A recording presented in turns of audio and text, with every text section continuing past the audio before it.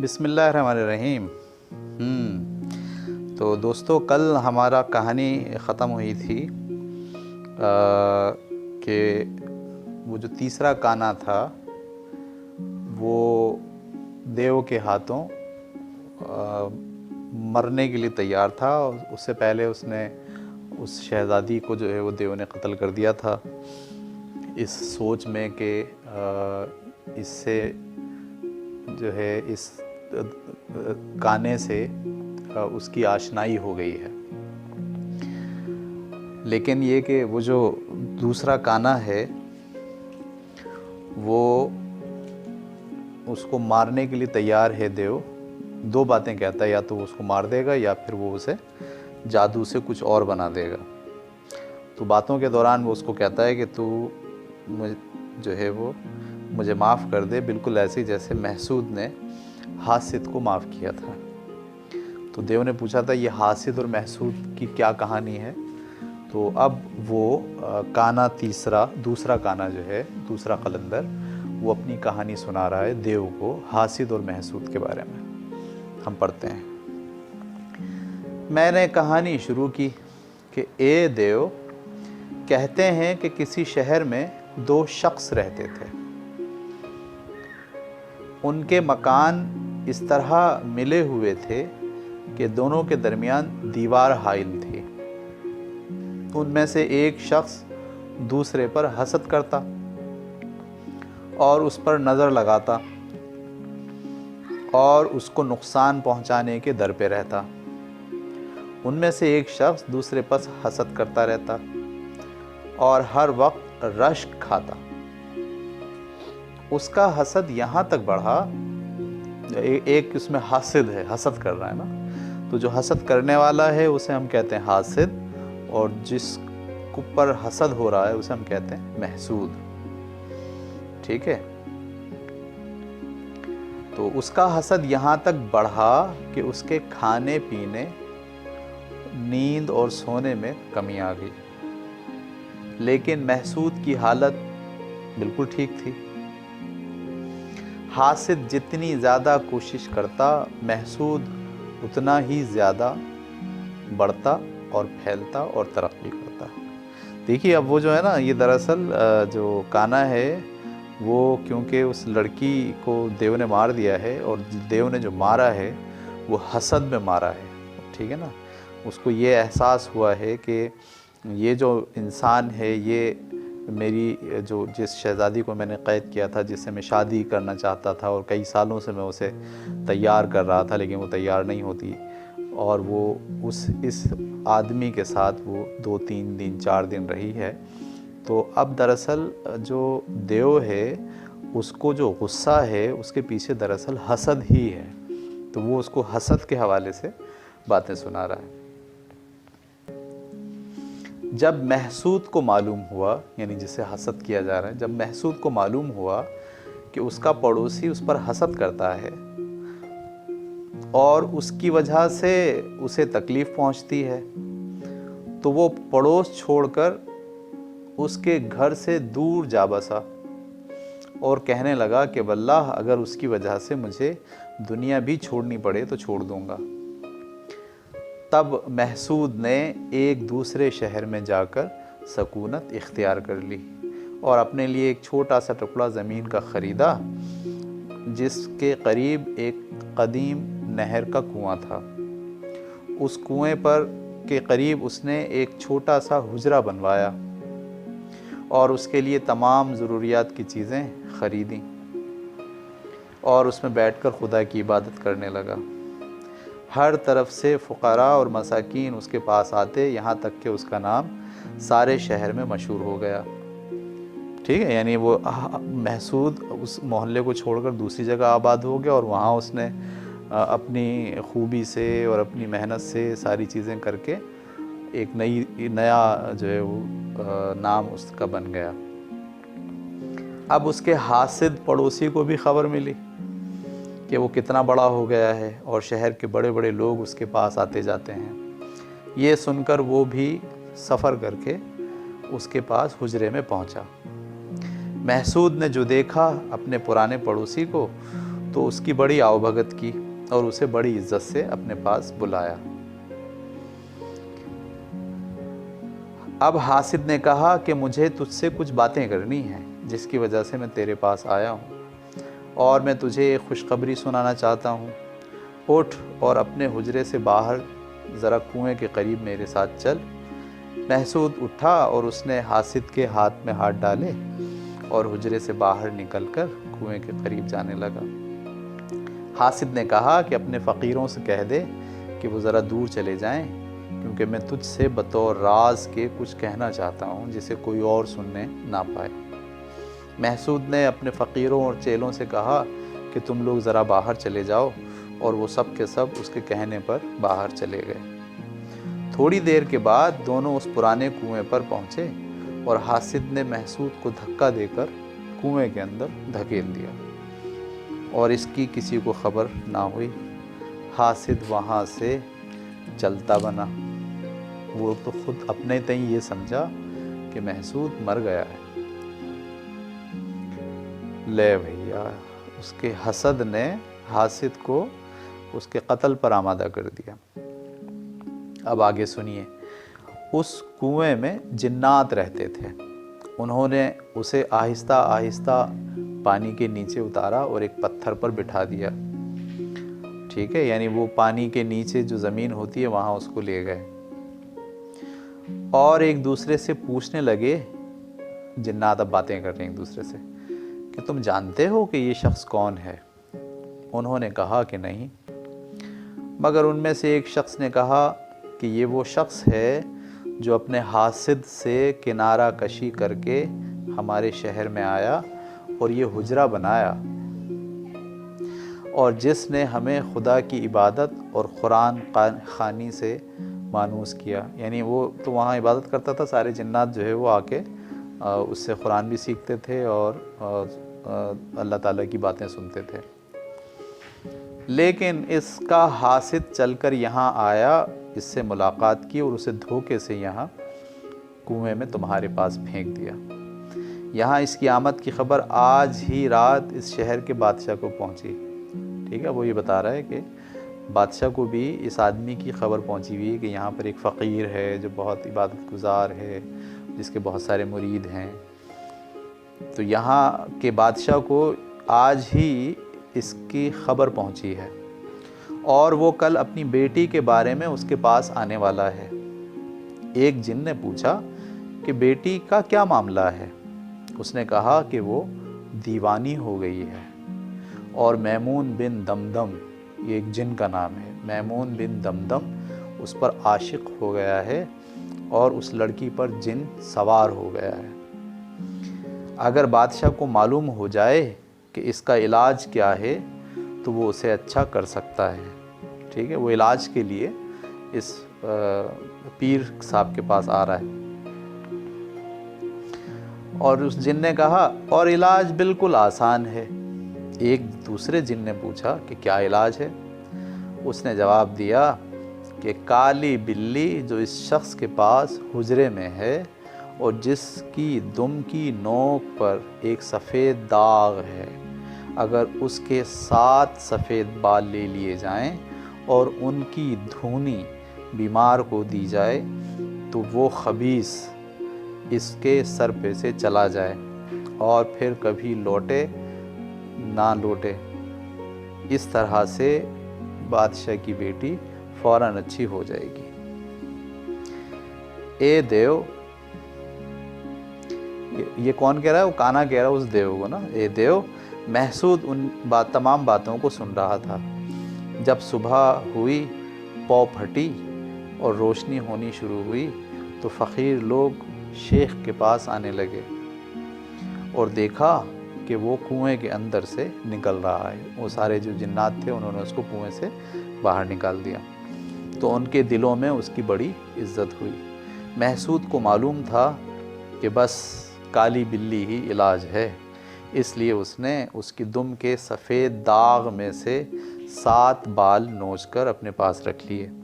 ابھی سورج نہ نکلا تھا کہ بادشاہ اپنے لشکر کے سمیت وہاں پہنچ گیا، اور بادشاہ اور اراکین اندر داخل ہوئے باقی فوج کو باہر ٹھہرنے کا حکم ملا۔ جب بادشاہ محسود کے حجرے میں داخل ہوا تو اس نے اس کا خیر مقدم کیا اور اپنے پاس بٹھایا اور اس سے کہا کہ کیا میں تیرے آنے کی وجہ بیان کروں؟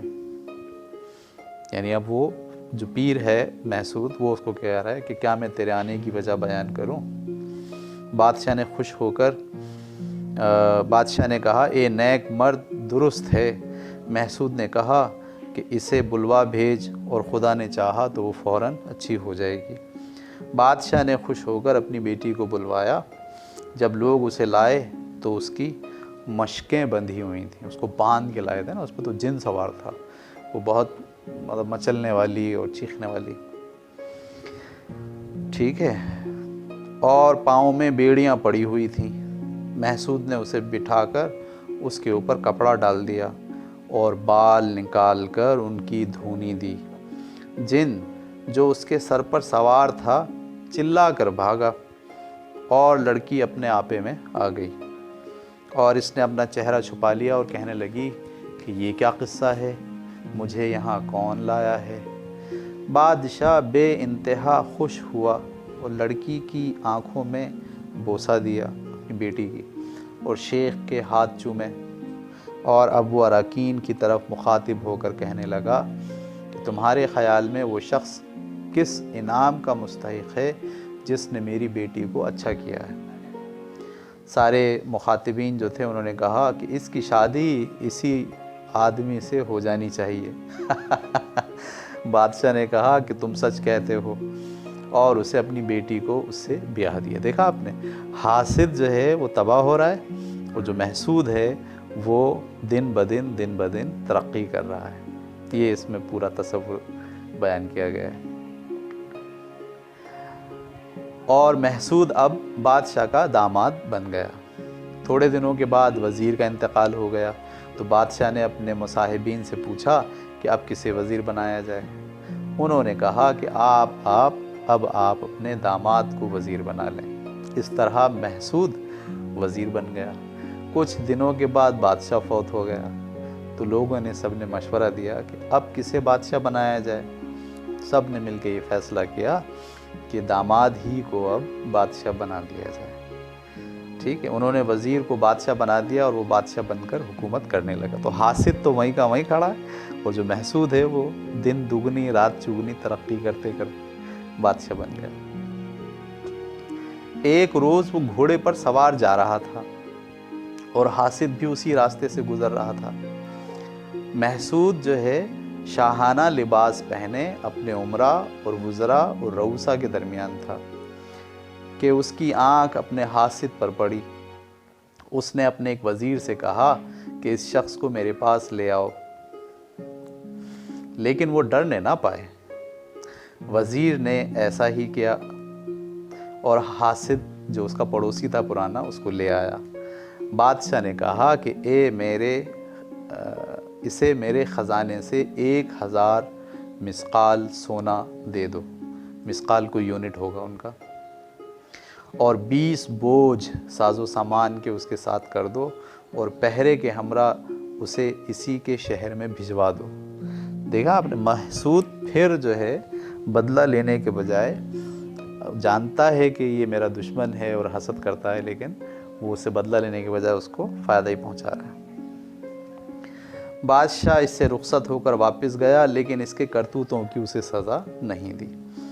دیکھ اے دیو، دیکھ رہے ہیں وہ دیو سے مخاطب ہے، دیکھ اے دیو کہ محسود نے حاسد کو کس طرح معاف کر دیا، حالانکہ اس نے ابتدا ہی سے اس سے حسد کیا تھا، پھر اذیت پہنچائی، پھر سفر کر کے اس کے پاس پہنچا، پھر اسے کنویں میں گرا دیا کہ وہ مر جائے، لیکن محسود نے تکلیف کا بدلہ تکلیف سے نہیں دیا بلکہ اسے معاف کر دیا۔ یہ وہ کہانی سنا رہا ہے کہ دیو بھی اسے معاف کر دے، ٹھیک ہے۔ یہ کہہ کر میں اس کے سامنے اتنا رویا، دیو کے سامنے، کہ جس میں زیادہ ممکن نہ تھا رونا۔ دیو نے کہا، یہ حاسد محسود کی کہانی ختم ہو گئی، بات وہیں آ گئی۔ دیو نے کہا کہ یا تو میں تجھے مار ڈالوں گا، اور اگر نہ بھی مارا تو تجھے معاف کرنے کا تو میں ہرگز نہیں۔ यानी जो इतनी कहानी उसने सुनाई देव को, हासिद और महसूद की, देव पर उस कहानी का कोई असर नहीं हुआ और उसने कहा मैंने तो तुझे छोड़ना नहीं है, कम से कम मैं तुझ पर जादू ज़रूर करूँगा। अब उसने झपट कर मुझे ज़मीन से उठा लिया और हवा में लेकर उड़ गया। यहाँ तक कि ज़मीन मुझे ऐसी मालूम हुई जैसे कि पानी के बीच में प्याला। फिर उसने मुझे एक पहाड़ पर उतारा और थोड़ी सी मट्टी ली और उस पर कुछ आहिस्ता आहिस्ता पढ़कर फूंका और वो मट्टी मेरे ऊपर छिड़क दी और कहने लगा कि इस सूरत को छोड़कर बंदर बन जा। उस वक्त से मेरी शक्ल 100 साला बंदर की सी हो गई। 100 साला का मतलब 100 साल का बंदर। अब मैं पहाड़ से नीचे उतरा और देखा कि एक बड़ा वसी जंगल है। यानी वो जो देव है उसने उसको जादू से बंदर बना दिया। ठीक है, वो जो काना था तीसरा, वो देव के साथ लड़ाई झगड़े के बाद नतीजा ये निकला कि वो बंदर बन गया। अब मैं नीचे उतरा और देखा कि एक बड़ा वसी जंगल है। चलते चलते 1 महीने के बाद मैं समंदर के किनारे पहुंचा। वही बंदर, अब वो बंदर की फॉर्म में है। काना जो है तीसरा बंदर की फॉर्म में। 1 पहर के करीब मैं वहाँ ठहरा होऊंगा कि समंदर में एक कश्ती नज़र आई जिसकी खुशबू भली मालूम होती थी और जो खुशकी की तरफ आ रही थी। मैं जंगल में एक तरफ होकर एक चट्टान के पीछे छुप गया और कश्ती के पहुंचने का इंतज़ार करने लगा। जैसे ही कश्ती साहिल पर आई, मैं चुपचाप से उस कश्ती के अंदर चला गया। कश्ती का मतलब ऐसी मछली पकड़ने वाली कश्ती नहीं, बड़ी कश्ती जो होती है, जो जहाज़ टाइप की होती है, वो है। एक मुसाफिर ने कहा कि इस मनहूस को यहाँ से निकालो। ना खुदा ने कहा कि हमको चाहिए कि इसे मार डालें। ना खुदा किसे कहते हैं? वो जो कैप्टन होता है कश्ती का, जो फैसले करता है सारे, उसे कहते हैं ना खुदा। तो उसने कहा कि हमें चाहिए कि इसे मार डालें। दूसरे ने कहा कि मैं अभी इस तलवार से इसका ख़ात्मा किए देता हूँ। मैंने ना खुदा का दामन पकड़ लिया और रोने लगा, यानी वो जो बंदर बना हुआ है, यहाँ तक कि मेरे आंसू बहने लगे। ना खुदा को मेरी इस हालत को देखकर मुझ पर तरस आया और वो कहने लगा कि ए सौदागर, दूसरों से कह रहा है ना वो, ए सौदागर, इस बंदर ने मुझसे पनाह मांगी है और मैंने इसे पनाह दे दी। अब ये मेरी पनाह में है, इसलिए कोई इस पर हमला ना करे और ना इसे परेशान करे। ना खुदा मेरे साथ अच्छा सलूक करता और जो कुछ वो कहता मैं समझ जाता और उसकी सारी ज़रूरियात पूरी कर देता और कश्ती में उसकी खिदमत करता और वो मुझसे मोहब्बत करता। 50 दिन तक मवाफ़िक़ हवा के साथ चलने के बाद हमने एक बड़े शहर के पास लंगर डाला। मवाफ़िक़ हवा का मतलब पहले ज़माने में इंजन तो होते नहीं थे, बादबान होते थे। तो हवा जहाँ बादबान जो रुख होता था हवा का, उसी रुख पर जो है वो कश्ती जाती थी। फिर उन्होंने लंगर डाला। लंगर डालने का मतलब होता है एंकर डाला और अपना वो कश्ती रोक ली। ऐसी आबादी के पास लंगर डाला जिसकी आबादी इतनी ज़्यादा थी कि इसका गिनना सिवाय खुदा के और किसी के लिए मुमकिन न था। जब हम वहाँ पहुँच गए और कश्ती ठहरी तो उस शहर के बादशाह के कारिंदे हमारे पास आए और कहने लगे कि हमारा बादशाह तुम्हारी सलामती पर तुमको मुबारकबाद देता है। यानी कश्ती आई है नए शहर में और उस शहर के बादशाह के कारिंदे वहाँ आए कश्ती वालों के पास और कहते हैं कि तुम्हारी सलामती पर तुम्हें मुबारकबाद देता है और उसने तुम्हारे पास ये कागज़ का वर्क भेजा है ताकि तुम में से हर शख्स इस पर एक एक सतर लिख दे। ठीक है, वो कागज़ लाएं बड़ा सा और कह रहे हैं इस पर सब लोग एक एक लाइन लिख दो। लाइन इंग्लिश का लफ्ज़ है, उर्दू में कहते हैं सतर। क़िस्सा ये है कि बादशाह का एक खुशनवीस वज़ीर था। खुशनवीस का मतलब जो तहरीर जिसकी बहुत अच्छी होती, राइटिंग, वो फौत हो गया है और बादशाह ने कसम खाई है और बड़े बड़े हल्फ उठाए हैं कि अब वो उसी शख्स को वज़ीर बनाएगा जो उसकी तरह खुशनवीस हो। ये कहकर उन्होंने वो वर्क जिसकी लंबाई 10 हाथ और चौड़ाई 1 हाथ थी सौदागरों को दिया ताकि जिस जिस को लिखना आता हो वो वहाँ एक एक सतर लिख दें। मैं उठा, मैं कौन? बंदर। मैं उठा और उनके हाथ से वर्क ले लिया। लोग डर रहे कि कहीं मैं उसको फाड़ न डालूं। اور وہ مجھے جھڑکنے لگے۔ میں نے اشارے سے انہیں سمجھایا کہ میں لکھوں گا۔ ناخدا نے اشارے سے کہا کہ اسے لکھنے دو، اگر اس نے کچھ گڑبڑ کی تو میں اسے نکال دوں گا، اور اگر اچھی طرح لکھا تو میں اسے اپنا بیٹا بنا لوں گا، کہ میں نے اس سے زیادہ سمجھدار بندر آج تک نہیں دیکھا۔ اب میں نے قلم پکڑا اور دوات سے روشنائی لی، اور فائی اور ریحانی اور سلس اور نسخ اور تومار اور محقق خطوں میں 2 شعر لکھے۔ یہ جو میں نے چاروں نام لیے فونٹس کے نام ہیں، جیسے ہمارے یہاں فونٹس ہوتے ہیں نا، ٹائم نیو رومن اور کیلیبری، اس طرح کے اردو میں بھی فونٹ ہوتے ہیں، تو اس میں میں نے 2 لائنیں لکھی اور کاغذ ان کو دے دیا۔ ان میں سے بھی ہر ایک نے 1 سطر لکھی۔ اس سے لے کر وہ بادشاہ کے پاس چلے گئے۔ جب بادشاہ نے اس کاغذ کو دیکھا تو اسے سوائے میرے خط کے اور کسی کا خط پسند نہ آیا۔ خط کا مطلب رائٹنگ۔ بادشاہ نے ان سے کہا کہ اس خط کے لکھنے والے کے پاس جاؤ اور اسے خچر پر سوار کر کے نوبت نقارے کے ساتھ یہاں لاؤ۔ نوبت کا مطلب ڈھول باجے، ٹھیک ہے، یعنی جشن مناتے ہوئے، اور اس سے نفیس کپڑے پہنا کر میرے حضور حاضر کرو۔ جب انہوں نے بادشاہ کی باتیں سنی، جو لوگ کاغذ لے کے گئے تھے، تو وہ مسکرانے لگے۔ بادشاہ ان پر ناراض ہوا اور کہنے لگا کہ اے حرام زادو، میں تم سے ایک کام کے لیے کہتا ہوں اور تم مجھ پر ہنستے ہو۔ انہوں نے کہا بادشاہ سلامت، آپ حکم دیتے ہیں کہ ہم اس شخص کو آپ کے روبرو پیش کریں جس نے یہ خط لکھا ہے، اور واقعہ یہ ہے کہ لکھنے والا بندر ہے، آدمی نہیں، اور وہ کشتی کے ناخدا کے ساتھ ہے۔ بادشاہ بڑا حیران ہوا اور کہا کیا تم لوگ سچ کہتے ہو؟ انہوں نے کہا کہ جی حضور، آپ کی بخششوں کی قسم۔ بادشاہ کو ان کی بات پر تعجب ہوا اور مارے خوشی کے جھومنے لگا، اور کہا کہ میں چاہتا ہوں کہ ناخدا سے اس بندر کو خرید لوں۔ اس نے کشتی میں ایک ایلچی بھیجا اور خچر اور لباس اور نوبت نقارے اس کے ساتھ کر دیے، اور کہنے لگا کہ تم ضرور اس کو یہ کپڑے پہناؤ اور خچر پر سوار کرو۔ ان سب چیزوں کو لے کر کشتی میں جاؤ اور اسے لے آؤ۔ وہ لوگ کشتی میں آئے اور مجھے ناخدا سے لے لیا اور مجھے کپڑے پہنائے اور خچر پر سوار کیا۔ لوگ حیران تھے اور سارا شہر تہ و بالا تھا، اور سب کے سب میرا مذاق اڑاتے تھے۔ جب وہ مجھے لے کر بادشاہ کے پاس پہنچے اور اس نے نظر اٹھا کر مجھے دیکھا، تو میں نے اس کے آگے 3 بار زمین کو بوسہ دیا۔ یہ ہوتا ہے نا، بادشاہ کے پاس جاتے ہیں تو جو ہے وہ بادشاہ کے لیے آداب بجا لاتے ہیں، تو میں نے ویسے ہی کیا جیسے کرتے ہیں۔ اس نے حکم دیا کہ میں بیٹھ جاؤں، اور میں گھٹنوں کے بل بیٹھ گیا۔ میرا شعور اور تمیز دیکھ کر تمام حاضرین اچنبھے میں تھے، اور سب سے زیادہ اچنبھا تو خود بادشاہ کو تھا۔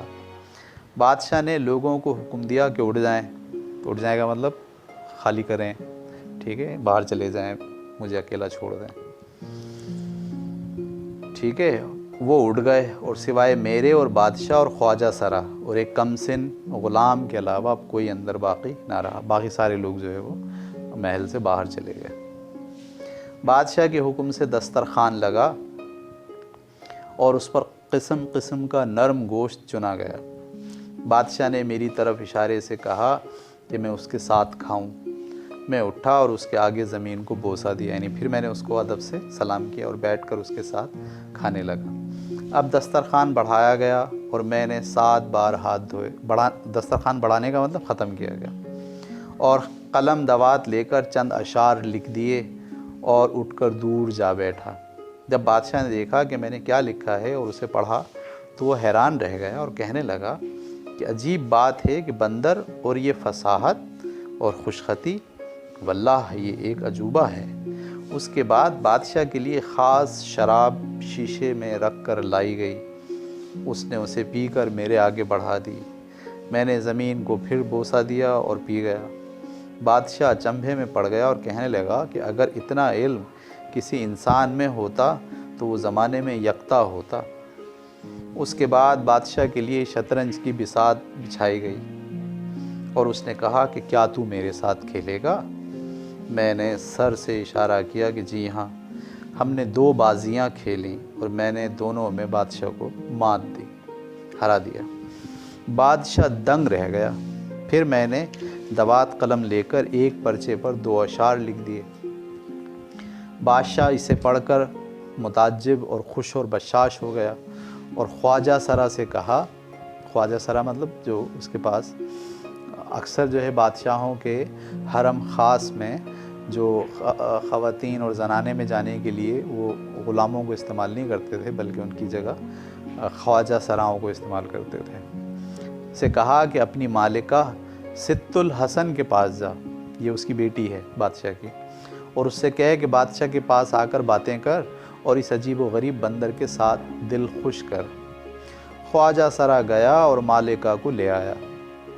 جب اس مالکہ کی نظر مجھ پر پڑی تو اس نے منہ چھپا لیا اور کہنے لگی کہ ابا جان، یہ آپ کو کس طرح گوارا ہوا کہ آپ نے مردوں کے ساتھ دل بہلانے کے لیے مجھے بلوایا؟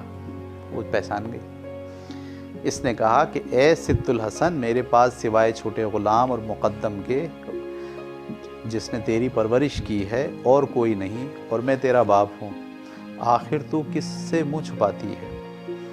اس نے کہا کہ یہ بندر ایک نوجوان شہزادہ ہے، اس کے باپ کا نام افتیاروس ہے، اس پر جرجیز دیو نے جو ابلیس کا رشتہ دار ہے جادو کیا ہے، اور اس کی محبوبہ جو افتاموس بادشاہ کی بیٹی تھی اس کو مار ڈالا ہے۔ جس کو آپ بندر سمجھتے ہیں وہ ایک عالم اور عاقل شخص ہے۔ بادشاہ کو اپنی بیٹی کی باتوں پر تعجب ہوا اور وہ میری طرف دیکھ کر کہنے لگا، جو کچھ یہ تیرے لیے کہتی ہے کیا وہ سچ ہے؟ میں نے سر سے اشارہ کیا اور کہا جی ہاں، اور وہ رونے لگا، میں بھی رونے لگا۔ بادشاہ نے اس سے پوچھا کہ تجھے کہاں سے معلوم ہوا کہ اس پر جادو کیا گیا؟ اپنی بیٹی سے پوچھ رہا ہے۔ اس نے کہا ابا جان، جب میں چھوٹی تھی تو میرے پاس ایک بڑی ہوشیار بڑھیا جادوگرنی تھی، اس نے مجھے جادو اور عمل سکھایا۔ مجھے وہ جادو اور عمل برزبان آج بھی یاد ہے اور ہمیں تکمیل کا درجہ حاصل ہے۔ اس جادو کے 170 کرتب مجھے زبانی یاد ہیں۔ ان میں سے سب سے چھوٹا کرتب یہ ہے کہ میں اگر چاہوں تو اس شہر کی اینٹ سے اینٹ کوہقاف کے پیچھے پھینک سکتی ہوں۔ کوہقاف جو ہے جنات کا ایک شہر ہے، اور شہر کو سمندر اور اہل شہر کو اس کے اندر مچھلیاں بنا سکتی ہوں۔ باپ نے کہا کہ بیٹی، تجھے میری جان کی قسم اس جوان کا جادو توڑ دے تاکہ میں اسے اپنا وزیر بنا لوں، کیونکہ وہ نوجوان ہے اور عالی ظرف اور دانش مند۔ اس نے کہا بصر و چشم، ٹھیک ہے، یہ کہتے ہیں بصر و چشم کا مطلب میں آپ کی بات ماننے کے لیے تیار ہوں۔ یہ کہہ کر اس نے اپنے ہاتھ میں ایک چھڑی لی جس پر عبرانی زبان میں کچھ نام لکھے ہوئے تھے، اور اسے لے کر محل کے بیچ میں ایک کنڈل کھینچا، ٹھیک ہے، یعنی اس نے ایک دائرہ سا بنا دیا، ایک بڑا سا، ٹھیک ہے، کھینچا، اور اس میں کچھ نام اور کچھ جادو کی باتیں لکھیں اور کچھ جادو پڑھا، جس میں سے کچھ تو مجھے سمجھ میں آیا اور کچھ سمجھ سے باہر تھا۔ ایک لمحے کے بعد ہمارے چاروں طرف اندھیرا چھا گیا اور وہی دیو اپنی اصلی شکل و صورت میں ہمارے پاس آ کھڑا ہوا۔ اس کے ہاتھ جیلیوں کی طرح تھے، یعنی جیسے قیدی ہوتے ہیں، اور پاؤں مستولوں کی طرح، اور دونوں آنکھیں آگ کے شعلوں کی طرح۔ ہم سب اسے دیکھ کر ڈر گئے۔ شہزادی نے کہا جن سے، دیو سے، تیرے لیے نہ تو خوش آمدی اور نہ سلام۔ دیو نے شیر کی صورت اختیار کر کے کہا، اے دغاباز، تو نے عہد و پیما توڑ ڈالا۔ کیا ہمارے درمیان یہ عہد نہیں ہوا تھا کہ کوئی دوسرے کی مخالفت نہیں کرے گا؟ اس نے جواب دیا کہ مردود، کیا تجھ جیسے سے میں کوئی عہد و پیمان کر سکتی ہوں؟ دیو نے کہا کہ اچھا لے، یعنی اس نے اس کو لڑائی کی طرف آمادہ کر دیا۔ وہ آیا، اب شیر نے منہ کھول کر لڑکی پر حملہ کر دیا۔ لڑکی نے جلدی سے اپنا ایک بال توڑا اور اپنے ہاتھ میں لے کر اسے ہلایا اور اپنے ہونٹوں سے کچھ جادو پڑھا۔ بال تیز تلوار کی طرح ہو گیا اور اس نے شیر کے ایک ایسا ہاتھ تلوار کا مارا کہ اس شیر کے 2 ٹکڑے ہو گئے. اس کے اوپر کا دھڑ بچھو بن گیا. ٹھیک ہے. اب دیکھیں اب یہ جو ہے نا، یہ تخیل کے اندر پہلے زمانے میں کہانیاں ایسی ہوتی تھی تخیلاتی، اور اب دونوں کی لڑائی ہو رہی ہے. اردو زبان میں اس لڑائی کو تخیل کے اندر کیسے آپ محسوس کرتے ہیں اور کیسے اس کے خیالات کو بلڈ کرتے ہیں، یہ ایک بہت مزیدار مرحلہ ہے. تو اس کا اوپر کا دھڑ بچھو بن گیا. لڑکی بھی زمین پر لوٹی اور اژدہا بن گئی. ٹھیک ہے، یعنی اب ایک بچھو ہے اور ایک اژدہا ہے، اور اس مردود کی طرف جھپٹی جو کہ اب بچھو کی شکل میں تھا. دونوں میں سخت لڑائی ہونے لگی. ٹھیک ہے. اب وہ سب کھڑے ہوئے 2 3 4 جو لوگ ہیں محل میں، وہ اس کو دیکھ رہے ہیں، اور دونوں میں اب زناٹے کی جو ہے لڑائی ہو رہی ہے. ٹھیک ہے. دونوں میں سخت لڑائی ہونے لگی. اب بچھو گدھ بن گیا، اس نے گدھ کی شکل اختیار کر لی، اور جو اژدہا تھا وہ عقاب بن کر گدھ کے پیچھے پڑ گیا اور ایک پہر تک اس پر حملہ کرتا رہا. دونوں ایک دوسرے پر جھپٹتے رہے. اب تھوڑی دیر کے بعد گدھ نے کالی بلی کی صورت اختیار کر لی اور لڑکی چت کبرا بھیڑیا بن گئی. دونوں میں چینج ہوں گے دونوں، اور پھر دونوں پہر بھر محل میں لڑتے رہے. کبھی اندر بھاگتے رہے، کبھی باہر آتے رہے. جب بلی نے دیکھا کہ میں ہار رہی ہوں، یعنی وہ جو دیو ہے اس نے دیکھا کہ میں ہار رہا ہوں، تو اس نے ایک بڑے سرخ انار کی صورت اختیار کر لی، اور وہ انار محل کے حوض کے بیچ میں آ بیٹھا. اب بھیڑیا اس کی طرف بڑھا تو انار ہوا میں اڑا اور پھٹ گیا، اور اس کے محل کے چکنے فرش پر گر کے ٹوٹ گیا، اور سارے دانے جگہ جگہ جگہ جگہ بکھر گئے، اور سارا محل انار کے دانوں سے بھر گیا. بھیڑیے نے اپنے آپ کو جنبش دی، ایسے کی، اور مرغا بن کر ان دانوں کو چگ لیا، یہاں تک کہ ایک دانہ بھی باقی نہ چھوڑا. لیکن خدا کی قدرت کہ ایک دانہ حوض کے کنارے جا پہنچا. مرغا شور مچانے اور پھڑپھڑانے اور اپنی چونچ سے ہماری طرف اشارہ کرنے لگا، مگر ہم اس کا مطلب بالکل نہ سمجھے. مرغا اتنی زور سے چلایا کہ ہم سمجھے کہ محل ہمارے اوپر ٹوٹ پڑے گا. وہ سارے محل میں چکر لگانے لگا، یہاں تک کہ اس کی نظر اس دانے پر پڑی جو حوض کے کنارے جا پڑا تھا، اور اسے چگ لینے کے لیے وہ دوڑا. لیکن دانہ حوض کے پانی کے اندر گھس گیا اور مچھلی بن کر پانی کی تہہ میں چلا گیا. اب مرغا مگرمچھ بن کر اس کے پیچھے پانی میں کود پڑا اور تھوڑی دیر کے لیے غائب ہو گیا. ہم سب رونے اور چلانے لگے. اس کے بعد دیکھا کہ دیو آگ کے شعلے کی شکل میں باہر نکلا. اب جب وہ منہ کھولتا تو اس کے منہ سے آگ نکلتی. لڑکی بھی مثل آگ کے انگارے کے باہر نکلی، اور دونوں دیر تک آگ آگ سے لڑتے رہے، یہاں تک کہ دونوں کے ارد گرد آگ چھا گئی اور سارے محل میں دھواں دھواں پھیل گیا.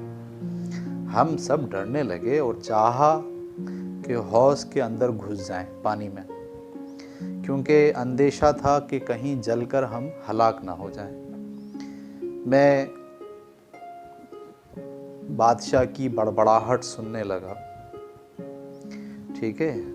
وہ یہ کہنے لگا کہ اس مصیبت میں اگر ہم نہ پڑتے تو اچھا ہوتا، اور کاش کہ اس بندر سے ہم کبھی نہ ملتے. منحوس تھا یہ بندر بھی، اور نامبارک تھی وہ گھڑی بھی جس میں ہم نے اس کے ساتھ نیکی کرنے اور اسے جادو سے چھڑانے کا ارادہ کیا، اور اب ہم خود تکلیف میں مبتلا ہو گئے. یعنی وہ جو بادشاہ ہے وہ بڑبڑا رہا ہے کہ بھئی یہ کہاں پھنس گئے ہیں. اے میری آقا، یہ اب عورت سے ہی بیان کر رہا ہے نا اپنی بات، مگر میری زبان بند تھی اور میں اس میں کچھ نہ کہہ سکا. اب ہم نے دیکھا کہ دیو آگ کے نیچے سے چلایا اور ہمارے پاس محل میں آ گیا اور ہمارے چہروں پر شعلے پھونکنے لگا۔ لڑکی نے اس پر حملہ کیا اور اس کی طرف آگ پھونکنے لگی۔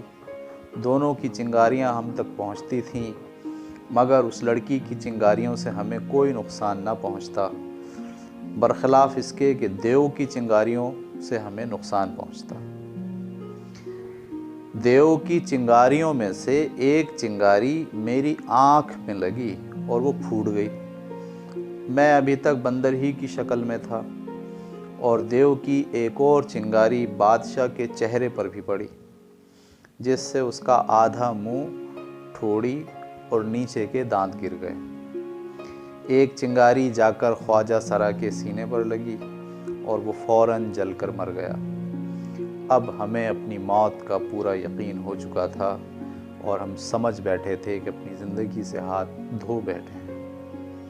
ہم اسی حالت میں تھے کہ ہم نے کسی کو یہ کہتے سنا، اللہ اکبر، اللہ اکبر، فتح و نصرت، نامراد ہے وہ جو محمد کے چاند سے دین پر ایمان نہ لایا۔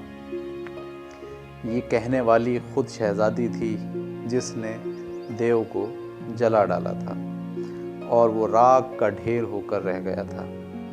لڑکی نے ہمارے پاس آ کر کہا کہ مجھے ایک پیالہ پانی دو۔ لوگ پیالہ لائے اور اس نے اس پر کچھ پڑھا جو ہماری سمجھ میں نہیں آیا، اور وہ مجھ پر پانی چھڑک کر کہنے لگی کہ میں تجھے خدا اور اسم اعظم کا واسطہ دیتی ہوں کہ اپنی اصلی شکل میں آ جا۔ اب میں نے اپنے آپ کو جنبش دی اور میں پہلے کی طرح انسان ہو گیا، لیکن میری آنکھ جا چکی تھی۔ لڑکی کہنے لگی کہ ابا جان، آگ آگ ہو گئی، اب میں زندہ نہیں رہ سکتی، کیونکہ مجھے جنات سے لڑنے کی مشق نہیں تھی۔ اگر وہ انسان ہوتا تو میں کب کا اسے قتل کر چکی ہوتی۔ جب تک انار نہ پھٹا تھا اور میں نے اس کے دانے میں دیو کی جان تھی، میں اس دانے کو بھول گئی۔ اگر اس کو بھی چک گئی ہوتی تو وہ فوراً مر جاتا، لیکن قضا و قدر کی کسے خبر تھی، اس لیے وہ مجھ پر ٹوٹ پڑا اور ہم دونوں میں زمین کے نیچے، ہوا میں، پانی میں سخت جنگ ہوئی۔ جب کبھی میں اس کے اوپر ایک دروازہ کھولتی تو وہ میرے اوپر دوسرا دروازہ کھول دیتا۔ یہ وار کرنے والی بات ہو رہی ہے، ٹھیک ہے، یہاں تک کہ اس نے میرے اوپر آگ کا دروازہ کھول دیا۔ بہت کم ایسا ہوتا ہے کہ جس پر آگ کا دروازہ کھولا جائے وہ اس سے بچ جائے۔ محض قسمت نے اس کے مقابلے میں میری مدد کی اور میں نے اسے پہلے جلا دیا۔ میں نے اسے اسلام لانے کی دعوت دی تھی، اب مجھ کو بھی مردہ ہی سمجھو، میں تم لوگوں کو خدا کے سپرد کرتی ہوں۔ اس کے بعد اس نے جہنم سے پناہ مانگی، اور پناہ مانگ ہی رہی تھی کہ ایک کالی چنگاری اس کے سینے کی طرف بڑھی اور پھر چہرے کی طرف۔ جب وہ چنگاری چہرے پر پہنچی تو وہ رونے لگی۔ اب ہماری نظر اس کی طرف پڑی تو وہ بھی دیو کے ڈھیر کے پاس راکھ کا ڈھیر ہو گئی۔ جب بادشاہ نے اپنی بیٹی کو راکھ کا ڈھیر بنتے دیکھا تو اس نے رہی سہی داڑھی بھی نوچ ڈالی اور اپنے سر پہ اور منہ پر پیٹنے لگا اور اپنے کپڑے پھاڑ ڈالے۔ میں بھی اسی کی طرح غم میں رونے لگا اور ہم دونوں گریہ وزاری کرنے لگے۔ باہر سے لوگ آئے، انہوں نے ہمیں روتا دیکھا اور دیکھا کہ 2 آگ کے ڈھیر صحن میں موجود ہیں، تو وہ بھی ہم سب کے ساتھ غم میں مبتلا ہو گئے۔ اس کے بعد بادشاہ ایسا بیمار پڑا کہ مرتے مرتے بچا، اور یہ بیماری 1 مہینے تک جاری رہی۔ پھر وہ اچھا ہو گیا اور اس کی داڑھی نئے سرے سے نکل آئی۔ اب اس نے مجھے بلا کر کہا کہ اے نوجوان، تیرے آنے تک ہماری زندگی بہترین عیش و عشرت میں تھی۔ میں نے تیری صورت اور وہ منحوس دن جب کہ تو آیا تھا نہ دیکھا ہوتا تو ہم آج، اور ہم نے تجھ پر ترس نہ کھایا ہوتا، تیری وجہ سے خود مرنے کے قریب نہ پہنچتے۔ پہلے تو میری بیٹی مری جو 100 مردوں کے برابر تھی، پھر جو میری حالت آتش زدگی سے ہوئی وہ ظاہر ہے، اور میرے دانت ٹوٹ گئے اور میرا غلام جان سے گیا۔ لیکن نہ اس سے پہلے اور نہ اس کے بعد ہم نے کوئی تیری طرف بات ایسی دیکھی جس سے ہمیں تجھ پر شک ہو، بلکہ جو کچھ میرے یا تیرے ساتھ ہوا وہ خدا کی طرف سے، اور ساری تعریفیں خدا ہی کے لیے ہیں، مگر میری بیٹی تجھے چھٹکارا دے کر تیری وجہ سے ہلاک ہو گئی۔ اس لیے اے لڑکے میرے شہر سے نکل جا، جو کچھ تیرے سبب ہو چکا ہے وہ کافی ہے، یہ سب تیری اور ہماری قسمت میں لکھا تھا۔ اب سلامتی کے ساتھ چلا جا، اگر تو پھر لوٹا اور میں نے تجھے دیکھا تو میں تجھے قتل کر ڈالوں گا۔ یہ کہہ کر اس نے مجھے ڈانٹا اور اے مالکہ میں اس کے پاس سے چلتا بنا، لیکن مجھے اپنے بچ جانے کا یقین نہ آتا تھا اور میری سمجھ میں نہ آتا تھا کہ کہاں جاؤں۔ شہر چھوڑنے سے پہلے میں حمام گیا، داڑھی مونڈھی، یہ کالا لباس پہنا، سر پہ یہ پگڑ باندھا، اور پھر میں روز روتا ان مصیبتوں کو یاد کرتا، ایک شہر سے دوسرے شہر اور ملکوں سے دوسرے ملکوں میں سفر شروع کیا، اور بالآخر میں نے بغداد کا ارادہ کیا کہ امیر المومنین کی خدمت میں حاضر ہو کر اپنی سرگزشت ان کو سناؤں۔